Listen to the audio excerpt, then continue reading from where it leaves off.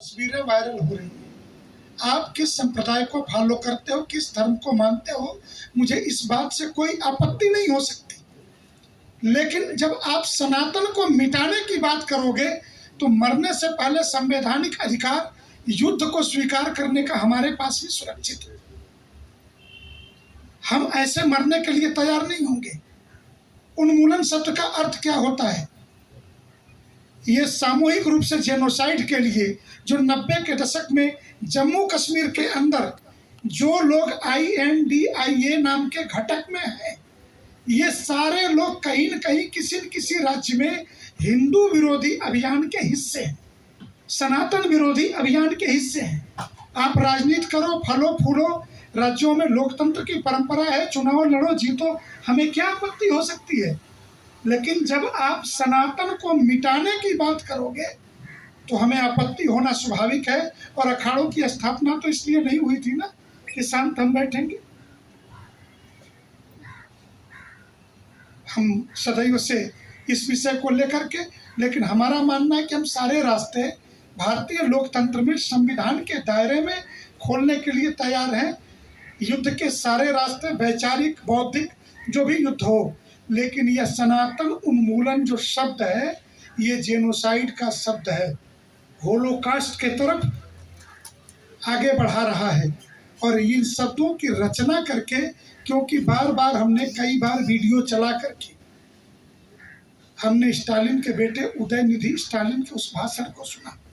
तमिल में था, अंग्रेजी अनुवाद कराए, हिंदी अनुवाद कराए उन भाषाओं के विशेषज्ञों से, और सब में एक ही बात निकल के आई कि पूरे सनातन हिंदू समाज के लिए चुनौती है।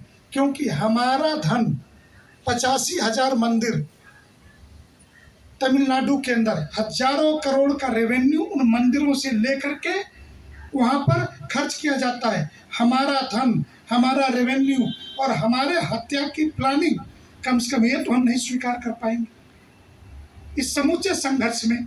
इसलिए भारत की राष्ट्रीय राजधानी क्षेत्र में तीनों प्रमुख संगठनों के अखिल भारतीय संत समिति सनातन हिंदू धर्म में ये 127 संप्रदाय हैं, जिसका ये सर्वोच्च निकाय है। अखिल भारतीय अखाड़ा परिषद हमारी संन्यास परंपराओं के विविध 13 अखाड़े हैं, जिसमें 7 सन्यासियों के, 3 सिखों के और 3 बैरागियों के, वैष्णवों के, 13 अखाड़ों का ये परिषद है। उसके माननीय अध्यक्ष जी बैठे हैं। और विश्व हिंदू परिषद दुनिया के 120 से ज़्यादा देशों में सनातन हिंदू धर्म के धर्मावलंबियों को संगठित करने का काम करता है। इसलिए आपके सामने एक प्रेस नोट है, जिसको बहुत सोच समझ करके बनाया है, लेकिन उससे इतर हट करके ये सारी बातें हमने कही। इसमें एक चीज़ ऐड कर रहा हूँ कि ठीक 2 महीने के बाद काशी में 2 नवंबर से 5 नवंबर तक भारत के 600 जिलों से, 600 जिलों में 745 में से 600 जिलों में हिंदू रहता है, सभी धर्माचार्यों को हमने काशी बुलाया है इस विषय पर विचार करने के लिए। सारे संप्रदाय, सभी प्रमुख धर्माचार्य, महामंडलेश्वर, शंकराचार्य, रामानंदाचार्य, सबको, क्योंकि हम चुप नहीं बैठ सकते। ये कोई एक घटना नहीं घट रही है। अभी बिहार के अंदर छुट्टियों की लिस्ट जारी की जा रही थी, जन्माष्टमी की छुट्टी रद्द करके चेहल्लुम की छुट्टी दी गई।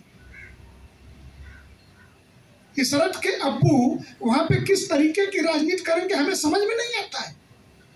और हमें राजनीति से उनकी अपनी धारा है, किससे प्यार करते हैं ये उनका विषय है। लेकिन इसका अर्थ ये नहीं है कि आप रामनवमी, दिवाली, छठ और जन्माष्टमी की छुट्टियां रद्द करके, और इस्लाम में त्योहारों की कोई परंपरा नहीं थी। भारत में ही मोहम्मद साहब का जन्मदिन सिर्फ और सिर्फ भारत में मनता है।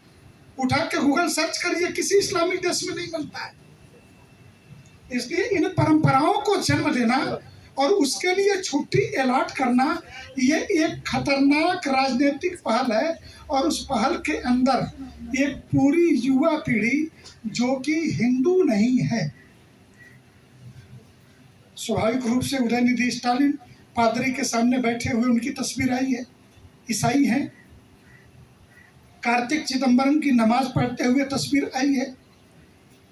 बाकी जो दलाई लामा तो शिवलिंग पे रुद्राभिषेक करते हैं और यहाँ के 9 बौद्ध हिंदुओं को गाली देते घूमते हैं।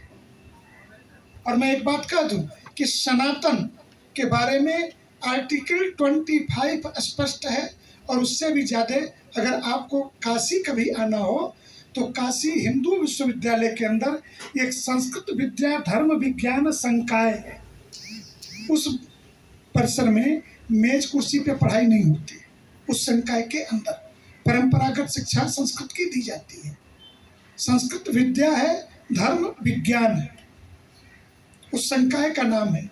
और वहाँ पे कौन अध्ययन करेगा ये साफ लिखा है, हिंदू ही इस फैकल्टीज में एडमिशन ले सकता है। हिंदू कौन है? तो सिख, बौद्ध, जैन, ये तीनों हिंदू हैं। और भारतीय संविधान का आर्टिकल 25 भी इन सबको हिंदू मानता है।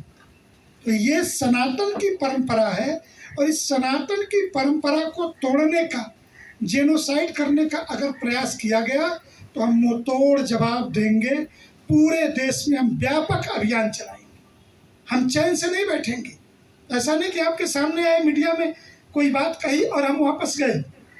भारत में 5 लाख गांव है, 18 लाख साधु संत है हमारे पास, 20 लाख मंदिर हैं इस देश के अंदर, जिसमें से 12 लाख हिंदुओं के मंदिर हैं, 8 लाख बौद्धों के और सिखों के मंदिर हैं, क्योंकि स्वर्ण मंदिर भी मंदिर है, संवैधानिक रूप से उसका वो मंदिर है।